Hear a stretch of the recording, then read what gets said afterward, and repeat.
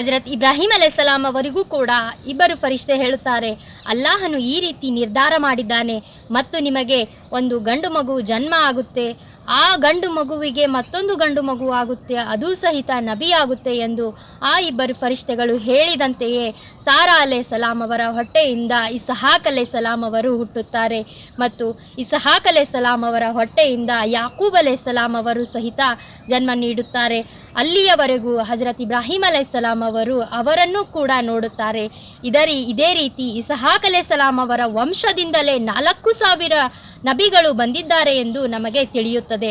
ಆದರೆ ಇಸ್ಮಾಯಿಲ್ ಅಲೈಹಿಸ್ಸಲಾಂ ಅವರ ವಂಶದಿಂದ ನಮಗೆ ಆಖರಿ ನಬಿಗೆ ಸಿಕ್ಕಿರುವುದು ನಮ್ಮ ಮುಹಮ್ಮದ್ ಸಲ್ಲಲ್ಲಾಹು ಅಲೈಹಿ ವಸಲ್ಲಂ. ಆ ಕಲ್ಲು ಅಲ್ಲಾಹನ ಆಜ್ಞೆಯ ಮೇರೆಗೆ ಬೇಕು ಎಂದರೆ ಎತ್ತರವಾಗುತ್ತಿತ್ತು ಮತ್ತು ಕುಗ್ಗುತ್ತಿತ್ತು.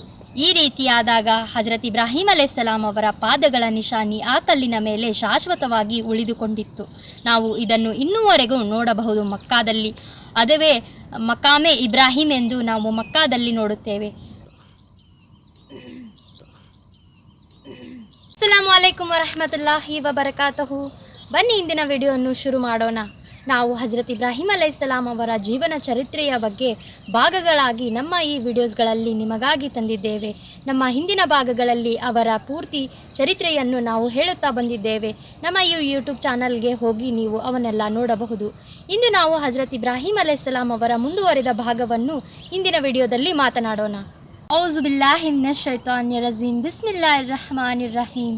ಸಲ್ಲಲ್ಲಾಹು ಅಲಾ ಹಬೀಬಿಹಿ ಮುಹಮ್ಮದಿನ್ ವಅಲಾ ಆಲಿಹಿ ವಸಾಬಿಹಿ ವಸಲ್ಲಂ. ಹಜರತ್ ಇಬ್ರಾಹಿಂ ಅಲೈಹಿಸ್ಸಲಾಂ ಅವರು ಅಲ್ಲಾಹನ ಆಜ್ಞೆಯಾದಂತೆ ತಮ್ಮ ಮಗನನ್ನು ಕುರ್ಬಾನಿ ಕೊಡಲು ಸಿದ್ಧರಾದರು. ಆದರೆ ಅಲ್ಲಾಹನು ಅವರಿಗೆ ಪವಾಡದ ಮೂಲಕ ಅವರ ಮೆಚ್ಚುಗೆಯನ್ನು ಪಡೆದು ಅವರ ಕುರ್ಬಾನಿಯನ್ನು ಸಹಿತ ಎಲ್ಲರಿಗೂ ಸುನ್ನತ್ತಾಗಿ ನಮಗೂ ಸಹಿತ ನಾವು ಅವರ ಹೆಸರಿನಲ್ಲಿ ಬಕ್ರಾ ಈದ್ ಮಾಡುವುದು ಅಲ್ಲಾಹನು ಅವರಿಗೆ ಈ ಒಂದು ಉಡುಗೊರೆಯನ್ನು ನೀಡಿದ. ಇಷ್ಟೊಂದು ಮಹತ್ವವನ್ನು ಹೊಂದಿರುವ ಹಜರತ್ ಇಬ್ರಾಹಿಂ ಅಲೈಹಿಸ್ಸಲಾಂ ಅವರು ಆ ಸಮಯದಲ್ಲಿ ಮತ್ತೆ ವಾಪಸ್ ಫಲಸ್ತೀನಿಗೆ ಹೋಗುತ್ತಾರೆ. ಆಗ ಸಾರಾ ಅಲೈಹಿಸ್ಸಲಾಂ ಅವರ ಮೇಲೆ ಅಲ್ಲಾಹನು ಕೃಪೆ ತೋರಿ ಇಬ್ಬರ ಫರಿಷ್ಠೆಯನ್ನು ಹಜರತ್ ಇಬ್ರಾಹಿಂ ಅಲೈಹಿಸ್ಸಲಾಂ ಅವರ ಮನೆಗೆ ಕಳಿಸುತ್ತಾನೆ. ಆಗ ಹಜರತ್ ಇಬ್ರಾಹಿಂ ಅಲೈಹಿಸ್ಸಲಾಂ ಅವರು ಅತಿಥಿ ಎಂದರೆ ತುಂಬ ಪ್ರೀತಿಯಿಂದ ಅವರನ್ನು ಸತ್ಕರಿಸುತ್ತಿದ್ದರು ಮತ್ತು ಅವರನ್ನು ತುಂಬ ಉಪಚಾರ ಮಾಡುತ್ತಿದ್ದರು. ಹಜರತ್ ಇಬ್ರಾಹಿಂ ಅಲೈಹಿಸ್ಸಲಾಂ ಅವರು ಫಲಸ್ತೀನಿನಲ್ಲಿ ಸಾರಾ ಅಲೈಹಿಸ್ಸಲಾಂ ಜೊತೆ ಇದ್ದಾಗ ಅಲ್ಲಾಹನು ಸಾರಾ ಅಲೈಹಿಸ್ಸಲಾಂ ಅವರಿಗೆ ಒಂದು ಉಡುಗೊರೆ ಕೊಡಲು ನಿರ್ಧಾರ ಮಾಡಿ ಇಬ್ಬರ ಫರಿಷ್ಠೆಗಳನ್ನು ತುಂಬ ಸುಂದರವಾದ ಯುವಕರ ರೂಪದಲ್ಲಿ ಹಜರತ್ ಇಬ್ರಾಹಿಂ ಅಲೈಹಿಸ್ಸಲಾಂ ಅವರ ಮನೆಗೆ ಕಳುಹಿಸಿದನು. ಹಜರತ್ ಇಬ್ರಾಹಿಂ ಅಲೈಹಿಸ್ಸಲಾಂ ಅವರು ಆ ಯುವಕರನ್ನು ನೋಡಿ ತುಂಬ ಖುಷಿಪಟ್ಟರು. ಯಾಕೆ ಎಂದರೆ ಹಜರತ್ ಇಬ್ರಾಹಿಂ ಅಲೈಹಿಸ್ಸಲಾಂ ಅವರು ಯಾರೇ ಅತಿಥಿ ಬಂದರೂ ಅವರನ್ನು ಮನಸ್ಫೂರ್ತಿಯಾಗಿ ಅವರನ್ನು ಸತ್ಕರಿಸುತ್ತಾ ಅವರನ್ನು ತುಂಬ ಉಪಚಾರ ಮಾಡುತ್ತಾ ಆ ರೀತಿ ಒಂದು ಸುಂದರವಾದ ಅಭ್ಯಾಸವನ್ನು ಹೊಂದಿದ್ದರು. ಹಾಗಾಗಿ ಅವರು ಮನೆಗೆ ಬಂದ ಅತಿಥಿಗಳನ್ನು ಸತ್ಕರಿಸಿ ಅವರನ್ನು ಪ್ರೀತಿಯಿಂದ ಮಾತನಾಡಿಸಿ ಅವರಿಗೋಸ್ಕರ ತುಂಬ ಚೆನ್ನಾಗಿ ಅಡುಗೆ ಮಾಡಿಸಿ ಅವರ ಮುಂದೆ ಇಟ್ಟರು. ಆಗ ಫರಿಷ್ಠೆಗಳು ತಮ್ಮ ಮುಂದೆ ಇಟ್ಟಿರುವ ತರತರದ ಅಡುಗೆಗಳನ್ನು ತಿನ್ನದೆ ಸುಮ್ಮನೆ ಕುಳಿತಿರುವುದನ್ನು ನೋಡಿ ಹಜರತ್ ಇಬ್ರಾಹಿಂ ಅಲೈಹಿಸ್ಸಲಾಂ ಅವರಿಗೆ ಸ್ವಲ್ಪ ಭಯವಾಯಿತು. ಇವರಿಬ್ಬರು ಯುವಕರು ನಮಗೆ ಶತ್ರುಗಳೇನೋ ಎಂಬ ಭಾವನೆ ಹಜರತ್ ಇಬ್ರಾಹಿಂ ಅಲೈಹಿಸ್ಸಲಾಂ ಅವರ ಮನಸ್ಸಿನಲ್ಲಿ ಮೂಡಿತು. ಆಗ ಫರಿಷ್ಠೆಗಳು ಹೇಳಿದರು, ನಾವು ಊಟ ತಿಂಡಿ ಏನು ಮಾಡುವುದಿಲ್ಲ, ಯಾಕೆ ಎಂದರೆ ನಾವು ಅಲ್ಲಾಹನು ಕಳಿಸಿರುವ ಫರಿಷ್ಠೆಗಳಾಗಿದ್ದೇವೆ ಎಂದು ಹಜರತ್ ಇಬ್ರಾಹಿಂ ಅಲೈಹಿಸ್ಸಲಾಂ ಅವರಿಗೆ ಇಬ್ಬರು ಫರಿಷ್ಠೆಗಳು ಹೇಳಿದರು. ಆಗ ಹಜರತ್ ಇಬ್ರಾಹಿಂ ಅಲೈಹಿಸ್ಸಲಾಂ ಅವರು ತುಂಬ ಖುಷಿಪಟ್ಟರು. ಅಷ್ಟೇ ಅಲ್ಲ, ನಿಮಗೆ ಅಲ್ಲಾಹನು ಒಂದು ಸಂದೇಶವನ್ನು ಕಳಿಸಿದ್ದಾನೆ, ಅದನ್ನು ಕೇಳಿದರೆ ನೀವು ಇನ್ನೂ ಖುಷಿ ಪಡುತ್ತೀರಿ ಎಂದು ಆ ಫರಿಷ್ಠೆಗಳು ಹಜರತ್ ಇಬ್ರಾಹಿಂ ಅಲೈಹಿಸ್ಸಲಾಂ ಅವರಿಗೆ ಹೇಳಿದರು.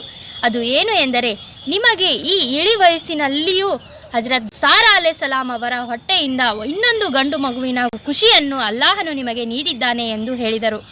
ಆಗ ಸಾರಾ ಅಲೈಹಿಸ್ಸಲಾಂ ಅವರಿಗೆ ವಯಸ್ಸು 90 ಇತ್ತು ಮತ್ತು ಹಜರತ್ ಇಬ್ರಾಹಿಂ ಅಲೈಹಿಸ್ಸಲಾಂ ಅವರ ವಯಸ್ಸು 120 ವರ್ಷ ವಯಸ್ಸಾಗಿತ್ತು. ಈ ರೀತಿ ಇರುವಾಗ ಸಾರಾ ಅಲೈಹಿಸ್ಸಲಾಂ ಅವರು ಹೇಳುತ್ತಾರೆ, ನನಗೆ ಹೇಗೆ ಮಗುವಾಗುತ್ತದೆ? ನನಗೆ 90 ವಯಸ್ಸಾಗಿದೆ ಮತ್ತು ನಾನು ಬಂಜೆ ಇದ್ದೇನೆ, ಇನ್ನೂವರೆಗೂ ನನಗೆ ಯಾವ ಮಕ್ಕಳೂ ಆಗಿಲ್ಲ ಎಂದು ತುಂಬ ಆಶ್ಚರ್ಯದ ರೀತಿಯಲ್ಲಿ ಆ ಇಬ್ಬರ ಫರಿಷ್ಠೆಗಳ ಮುಂದೆ ಹಜರತ್ ಸಾರಾ ಅಲೈಹಿಸ್ಸಲಾಂ ಅವರು ಹೇಳುತ್ತಾರೆ. ಆಗ ಆ ಇಬ್ಬರು ಫರಿಷ್ಠೆಗಳು ಹೇಳುತ್ತಾರೆ, ಇದರಲ್ಲಿ ಆಶ್ಚರ್ಯ ಪಡುವುದು ಏನಿದೆ? ಅಲ್ಲಾಹನು ಮನಸ್ಸು ಮಾಡಿದರೆ ಯಾವುದೂ ಕೂಡ ನಡೆದು ಹೋಗುತ್ತೆ. ಅಲ್ಲಾಹನು ಈ ರೀತಿ ನಿರ್ಧಾರ ಮಾಡಿದ್ದಾನೆ ಮತ್ತು ನಿಮಗೆ ಒಂದು ಗಂಡು ಮಗು ಆಗುತ್ತದೆ, ಮುಂದೆ ಅದೂ ಸಹಿತ ಆ ಗಂಡು ಮಗು ಸಹಿತ ನಬಿ ಆಗುತ್ತಾನೆ ಎಂದು ಈ ಒಂದು ಖುಷಿಯ ವಿಷಯವನ್ನು ಆ ಇಬ್ಬರು ಫರಿಷ್ಠೆಗಳು ಹೇಳಿದರು.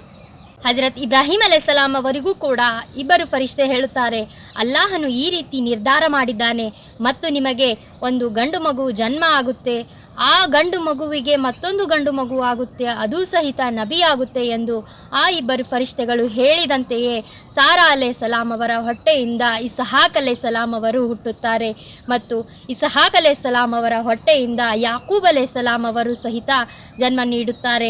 ಅಲ್ಲಿಯವರೆಗೂ ಹಜರತ್ ಇಬ್ರಾಹಿಂ ಅಲೈಹಿಸ್ಸಲಾಂ ಅವರು ಅವರನ್ನು ಕೂಡ ನೋಡುತ್ತಾರೆ. ಇದೇ ರೀತಿ ಇಸ್ಹಾಕ್ ಅಲೈಹಿಸ್ಸಲಾಂ ಅವರ ವಂಶದಿಂದಲೇ 4,000 ನಬಿಗಳು ಬಂದಿದ್ದಾರೆ ಎಂದು ನಮಗೆ ತಿಳಿಯುತ್ತದೆ. ಆದರೆ ಇಸ್ಮಾಯಿಲ್ ಅಲೈಹಿಸ್ಸಲಾಂ ಅವರ ವಂಶದಿಂದ ನಮ್ಮ ನಬಿ ಆಖರಿ ನಬಿ ಹಜರತ್ ಮುಹಮ್ಮದ್ ಸಲ್ಲಲ್ಲಾಹು ಅಲೈಹಿ ವಸಲ್ಲಂ ಅವರು ಹುಟ್ಟುತ್ತಾರೆ. ಇಸ್ಮಾಯಿಲ್ ಅಲೈಹಿಸ್ಸಲಾಂ ಅವರು ನಬಿ ಆದ ನಂತರ ಅವರ ವಂಶದಿಂದಲೇ ಅಲ್ಲಾಹನು ಕೊನೆಯ ನಬಿ ಹಜರತ್ ಮುಹಮ್ಮದ್ ಸಲ್ಲಲ್ಲಾಹು ಅಲೈಹಿ ವಸಲ್ಲಂ ಅವರನ್ನು ಕಳಿಸಿದ್ದಾನೆ. ಇದೂ ಸಹಿತ ಹಜರತ್ ಇಬ್ರಾಹಿಂ ಅಲೈಹಿಸ್ಸಲಾಂ ಅವರ ದುವಾ ಆಗಿರುತ್ತದೆ. ಕಾಬಾ ತಾಮೀರ್ ಮಾಡುವಾಗ ಹಜರತ್ ಇಬ್ರಾಹಿಂ ಅಲೈಹಿಸ್ಸಲಾಂ ಅವರು ಒಂದು ದುವಾ ಮಾಡುತ್ತಾರೆ, ಯಾ ಅಲ್ಲಾ, ಈ ಜಾಗವನ್ನು ತುಂಬ ಬರ್ಕತ್ತಿನಿಂದ ರಹಮತ್ತಿನಿಂದ ತುಂಬು, ಇಲ್ಲಿಯ ಜನರಿಗೆ ಈಮಾನನ್ನು ನೀಡು ಮತ್ತು ನನ್ನ ಈ ವಂಶದಿಂದ ನಿನಗೆ ಇಷ್ಟವಾದ ಆಖರಿ ನಬಿಯನ್ನು ಸಹಿತ ಕಳುಹಿಸು ಎಂದು ಹಜರತ್ ಇಬ್ರಾಹಿಂ ಅಲೈಹಿಸ್ಸಲಾಂ ಅವರು ದುವಾ ಮಾಡುತ್ತಾರೆ. ಆ ದುವಾವನ್ನು ಅಲ್ಲಾಹನು ಕಬೂಲ್ ಮಾಡಲು ನಮ್ಮ ಆಖರಿ ನಬಿ ಹಜರತ್ ಮುಹಮ್ಮದ್ ಸಲ್ಲಲ್ಲಾಹು ಅಲೈಹಿ ವಸಲ್ಲಂ ಅವರನ್ನು ಕಳಿಸಿದ್ದಾನೆ. ಇದರಿಂದ ನಮಗೆ ತಿಳಿಯುತ್ತದೆ, ನಮ್ಮ ಹಜರತ್ ಮುಹಮ್ಮದ್ ಸಲ್ಲಲ್ಲಾಹು ಅಲೈಹಿ ವಸಲ್ಲಂ ಅವರು ಇಬ್ರಾಹಿಂ ಅಲೈಹಿಸ್ಸಲಾಂ ಅವರ ವಂಶದಿಂದಲೇ ನಮ್ಮ ನಬಿ ಹಜರತ್ ಮುಹಮ್ಮದ್ ಸಲ್ಲಲ್ಲಾಹು ಅಲೈಹಿ ವಸಲ್ಲಂ ಅವರು ಬಂದಿದ್ದು ಇದರಿಂದ ನಮಗೆ ತಿಳಿಯುತ್ತದೆ. ಸ್ವಲ್ಪ ವರ್ಷ ಕಳೆದ ನಂತರ ಹಜರತ್ ಇಸ್ಮಾಯಿಲ್ ಅಲೈಹಿಸ್ಸಲಾಂ ಅವರು ಈಗ ಯುವಕರಾಗಿರುತ್ತಾರೆ ಮತ್ತು ದೊಡ್ಡವರಾಗಿರುತ್ತಾರೆ ಮತ್ತು ಹಜರತ್ ಇಬ್ರಾಹಿಂ ಅಲೈಹಿಸ್ಸಲಾಂ ಅವರಿಗೆ ಅಲ್ಲಾಹನಿಂದ ಇನ್ನೊಂದು ಸಂದೇಶ ಬರುತ್ತದೆ.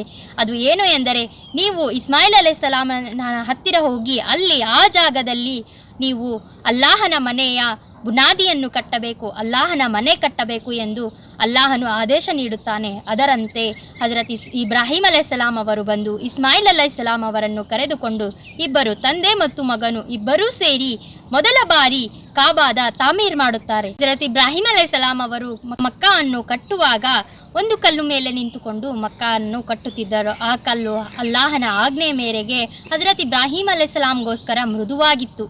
ಆ ಕಲ್ಲು ಅಲ್ಲಾಹನ ಆಜ್ಞೆಯ ಮೇರೆಗೆ ಬೇಕು ಎಂದರೆ ಎತ್ತರವಾಗುತ್ತಿತ್ತು ಮತ್ತು ಕುಗ್ಗುತ್ತಿತ್ತು. ಈ ರೀತಿಯಾದಾಗ ಹಜರತ್ ಇಬ್ರಾಹಿಂ ಅಲೈಹಿಸ್ಸಲಾಂ ಅವರ ಪಾದಗಳ ನಿಶಾನಿ ಆ ಕಲ್ಲಿನ ಮೇಲೆ ಶಾಶ್ವತವಾಗಿ ಉಳಿದುಕೊಂಡಿತ್ತು. ನಾವು ಇದನ್ನು ಇನ್ನೂವರೆಗೂ ನೋಡಬಹುದು ಮಕ್ಕಾದಲ್ಲಿ. ಅದುವೇ ಮಕಾಮೆ ಇಬ್ರಾಹಿಂ ಎಂದು ನಾವು ಮಕ್ಕಾದಲ್ಲಿ ನೋಡುತ್ತೇವೆ. ಈಗಲೂ ಸಹಿತ ಆ ಕಲ್ಲಿನ ಮೇಲೆ ಹಜರತ್ ಇಬ್ರಾಹಿಂ ಅಲೈಹಿಸ್ಸಲಾಂ ಅವರ ಪಾದದ ಗುರುತುಗಳಿವೆ. ಈ ರೀತಿ ಕಾಬಾದ ತಾಮೀರ್ ಮೊದಲನೇ ಬಾರಿಗೆ ಹಜರತ್ ಇಬ್ರಾಹಿಂ ಅಲೈಹಿಸ್ಸಲಾಂ ಅವರು ಮಾಡಿದರು. ಕಾಬಾ ಪೂರ್ತಿಯಾದ ನಂತರ ಅಲ್ಲಿ ನಿಂತು ಒಂದು ಸುಂದರವಾದ ದುವಾ ಮಾಡಿದರು. ಆ ದುವಾ ನಮಗೆ ಖುರಾನಿನಲ್ಲಿ ಸಿಗುತ್ತದೆ ಮತ್ತು ಅದೇ ರೀತಿ ಹಜರತ್ ಇಬ್ರಾಹಿಂ ಅಲೈಹಿಸ್ಸಲಾಂ ಅವರ ಪ್ರಕಾರ ಅಲ್ಲಾಹನು ಅವರು ಮಾಡಿದ ಯಾವ ದುವಾವನ್ನು ರದ್ದು ಮಾಡಿಲ್ಲ. ಇನ್ನೂವರೆಗೂ ನಾವು ಮಕ್ಕಾದಲ್ಲಿ ಅಷ್ಟೊಂದು ರೆಹಮತ್ತು ಬರ್ಕತ್ತು ಯಾಕಿದೆ ಎಂದರೆ ಅದು ಇಬ್ರಾಹಿಂ ಅಲೈಹಿಸ್ಸಲಾಂ ಅವರ ದುವಾದಿಂದ ಎಂದರೆ ತಪ್ಪಾಗಲಾರದು. ಈ ರೀತಿ ಕಾಬಾದ ತಾಮೀರಾಯಿತು. ಕಾಬಾ ಪೂರ್ತಿಯಾದ ನಂತರ ಅಲ್ಲಾಹನಿಂದ ಹುಕ್ಕುಮಾಯಿತು, ಇಬ್ರಾಹಿಂ, ನೀನು ಈಗ ನಿಂತು ಐಲಾನ್ ಮಾಡು, ಎಲ್ಲ ಜನಗಳನ್ನು ಕರಿ ಕಾಬಾದ ಹತ್ತಿರ ಎಂದು ಹೇಳಿದಾಗ ಇಬ್ರಾಹಿಂ ಅಲೈಹಿಸ್ಸಲಾಂ ಅವರು ಹೇಳಿದರು, ಇಲ್ಲಿ ಸುತ್ತಮುತ್ತಲೂ ಯಾವ ಒಬ್ಬರು ಜನರು ಇಲ್ಲ, ಈ ಬಂಜರ ಭೂಮಿಯಲ್ಲಿ ನಾನು ಕರೆದರೆ ಯಾವ ಜನರು ಬರುತ್ತಾರೆ ಅಲ್ಲ ಎಂದು ಒಂದು ಆಶ್ಚರ್ಯದ ರೀತಿಯಿಂದ ಕೇಳಿದಾಗ ಅಲ್ಲಾಹನು ಹೇಳುತ್ತಾನೆ, ನೀನು ಐಲಾನ್ ಮಾಡು ಸಾಕು, ಅಲ್ಲಿ ಜನಗಳನ್ನು ಕಳಿಸುವುದು ನನ್ನ ಕೆಲಸ ಎಂದು ಅಲ್ಲಾಹನು ಹೇಳುತ್ತಾನೆ. ಅಲ್ಲಾಹನು ಹೇಳಿದ ನಂತರ ಹಜರತ್ ಇಬ್ರಾಹಿಂ ಅಲೈಹಿಸ್ಸಲಾಂ ಅವರು ಅಲ್ಲಿ ನಿಂತು ಜೋರಾಗಿ ಹೇಳುತ್ತಾರೆ, ಓ ನನ್ನ ಜನರೇ, ಇದು ಅಲ್ಲಾಹನ ಮನೆಯಾಗಿದೆ, ನೀವು ಎಲ್ಲರೂ ಬಂದು ಇಲ್ಲಿ ಅಲ್ಲಾಹನ ಆರಾಧನೆ ಮಾಡಬೇಕು ಎಂದು ಐಲಾನ್ ಮಾಡುತ್ತಾರೆ. ಇದಕ್ಕಾಗಿಯೇ ಎಲ್ಲ ಮುಸಲ್ಮಾನರ ಹೃದಯದಲ್ಲಿ ಅಲ್ಲಾಹನು ಆ ಒಂದು ಆಸೆಯನ್ನು ಹಾಕಿದ್ದಾನೆ. ನಮ್ಮ ಮನಸ್ಸಿನಲ್ಲಿ ಆ ಮಕ್ಕಾದ ಕಡೆಗೆ ಹೋಗಬೇಕು, ಒಂದು ದಿನವಾದರೂ ನಮ್ಮ ಜೀವನದಲ್ಲಿ ಹೋಗಬೇಕೆಂದು ನಾವು ಅದಕ್ಕಾಗಿಯೇ ಆಸೆ ಪಡುತ್ತೇವೆ. ಇದಕ್ಕಾಗಿಯೇ ಹಜರತ್ ಇಬ್ರಾಹಿಂ ಅಲೈಹಿಸ್ಸಲಾಂ ಅವರನ್ನು ಆಯ್ಕೆ ಮಾಡಿದ್ದರು. ಇಷ್ಟೊಂದು ದೊಡ್ಡ ಕೆಲಸಕ್ಕೆ ಹಜರತ್ ಇಬ್ರಾಹಿಂ ಅಲೈಹಿಸ್ಸಲಾಂ ಅವರು ಸಾಕ್ಷಿಯಾದರು. ಈ ರೀತಿ ಹಜರತ್ ಇಬ್ರಾಹಿಂ ಅಲೈಹಿಸ್ಸಲಾಂ ಅವರ ಜೀವನ ಏರು ಇಳಿತಗಳಿಂದ ತುಂಬ ಪರೀಕ್ಷೆಗಳಿಂದ ಕೂಡಿತ್ತು. ಅವರ ಜೀವನ ಉದ್ದಕ್ಕೂ ಅಲ್ಲಾಹನು ಪರೀಕ್ಷೆಗಳನ್ನು ನೀಡಿದ.